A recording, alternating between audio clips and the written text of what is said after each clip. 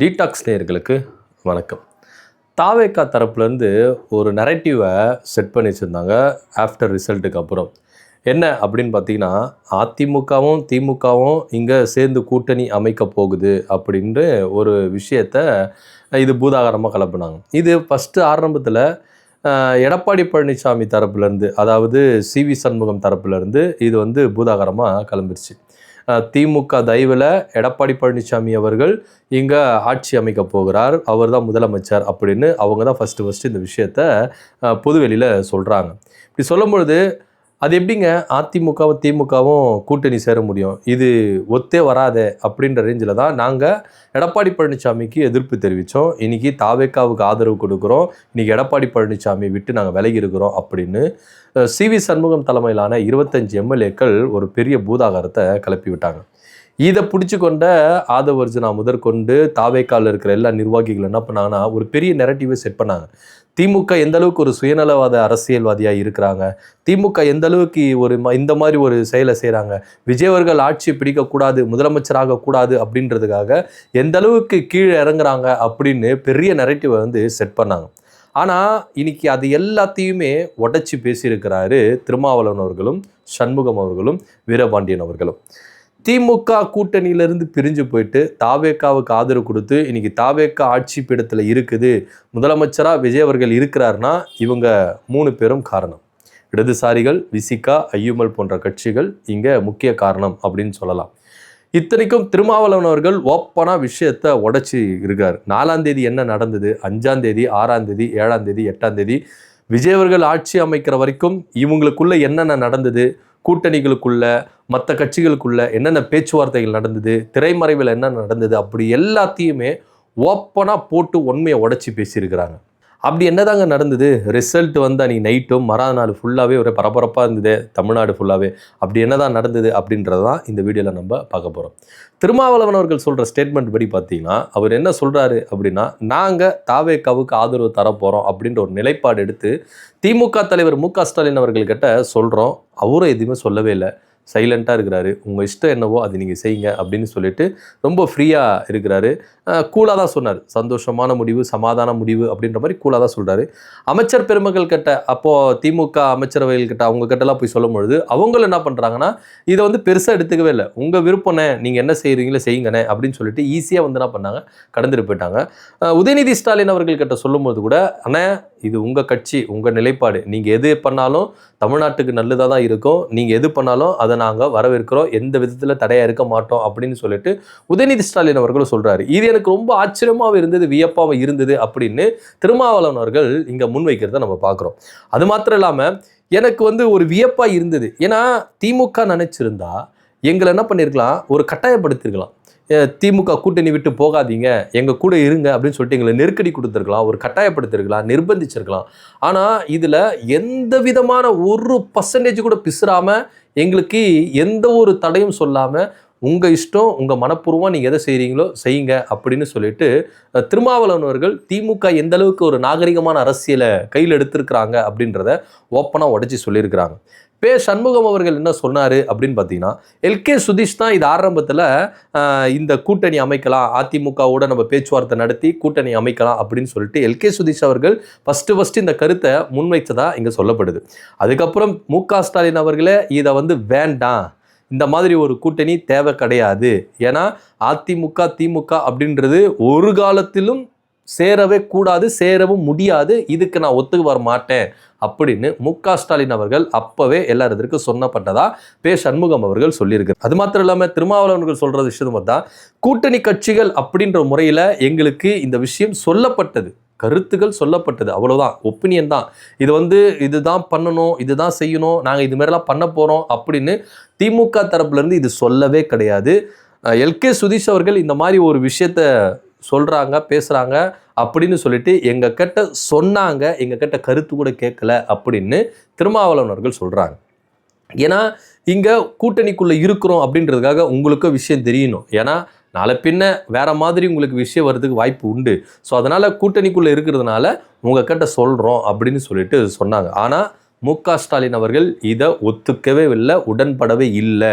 இது ஒரு காலம் நடக்கவும் நடக்காது, நடக்கவும் கூடாது அப்படின்ற ஒரு நிலைப்பாடில் அவர் இருந்தார் அப்படின்னு இங்கே சொல்லப்படுது.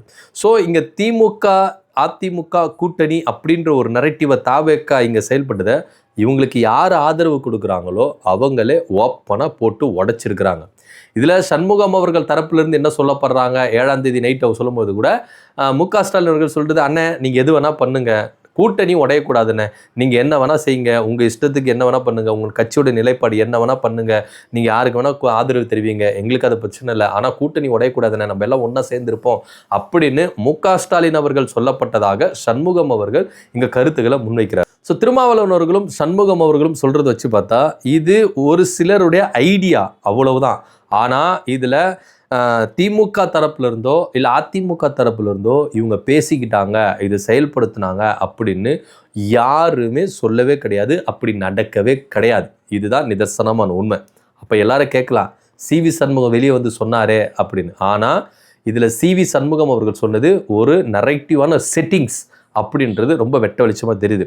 அதாவது இந்த 25 எம்எல்ஏக்களும் அதிமுகவிட்டிருந்து வெளியே வரணும், தாவேக்காவுக்கு ஆதரவு கொடுக்கணும், பதவிகளை பெறணும், இப்படின்ற ஒரு மூவில் தான் இதெல்லாம் பண்ணியிருக்கிறாங்க அப்படின்னு அதிமுக தரப்புலேருந்தே ஓப்பனாக சொல்லிட்டாங்க.